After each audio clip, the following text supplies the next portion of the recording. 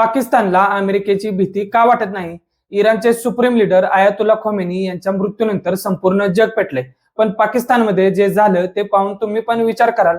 कराचीमध्ये थेट अमेरिकन कन्सुलेटवर हल्ला करण्याचा प्रयत्न झाला आणि या राड्यात 8 जणांचा बळी गेलाय. काय आहे हे संपूर्ण प्रकरण आणि पाकिस्तानला याची काय किंमत मोजावी लागणार आहे, जाणून घेऊया आजच्या व्हिडिओमध्ये. नमस्कार मित्रांनो, स्वागत आहे तुमचं आपल्या लाडक्या मराठी जोश कट्टावर. इराणचे सुप्रीम लीडर आयातुल्ला खोमेनी यांच्या मृत्यूची बातमी वाऱ्यासारखी पसरली आणि त्याचे पडसाद जगभरात उमटले.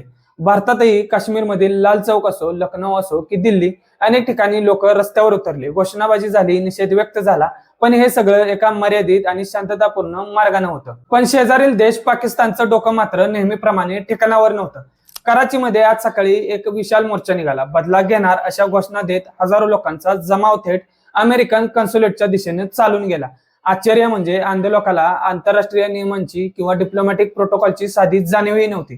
त्यांनी थेट कन्सुलेटच्या खिडक्या दरवाजे तोडण्याचा प्रयत्न केला. हा केवळ निषेध नव्हता, तर हा सरळ सरळ अमेरिकन अधिकाऱ्यांना टार्गेट करण्याचा आणि त्यांची हत्या करण्याचा प्रयत्न होता, असं सोशल मीडियावरील व्हिडिओवरून स्पष्ट दिसतंय. परिस्थिती हाताबाहेर गेल्यावर तिथे पॅरामिलिटरी फोर्सेस तैनात करण्यात आल्या. जमावाला पांगवण्यासाठी लाठीमार झाला, अश्रुधुरांच्या नळकांड्या फोडल्या गेल्या आणि शेवटी गोळीबारही करावा लागला.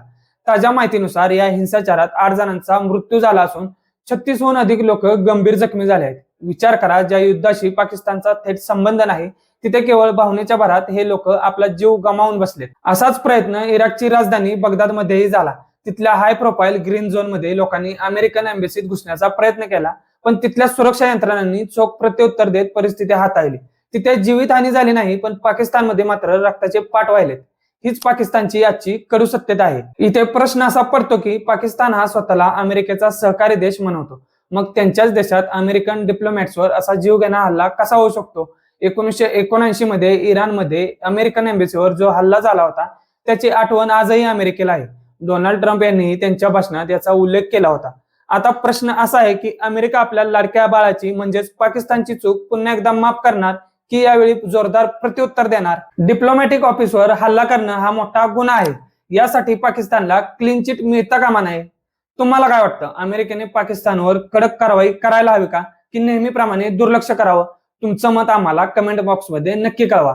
व्हिडिओ आवडला असेल तर लाईक करा, जास्तीत जास्त शेअर करा आणि हो, आपल्या मराठी जोश कट्ट्याला सबस्क्राईब करायला विसरू नका.